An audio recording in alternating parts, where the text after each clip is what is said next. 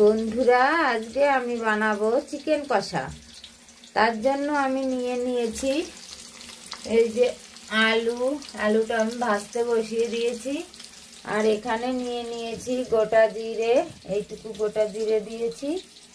আর এখানে নিয়ে নিয়েছি পেঁয়াজ কুচিয়ে, একটু আদা, একটা রসুন আমি খোলা ছাড়িয়ে নিয়েছি। এবারে এক এক করে আমি আলুটা ভাজা হতে হতে বেটে নেব। আর মাংসটা আমি জলে দিয়ে দিয়েছি, যেহেতু ফ্রিজে রেখেছিলাম, ওটা বরফ হয়ে আছে, এখনো নরম হয়নি। নরম হওয়ার জন্য আমি বাইরে রেখেছি।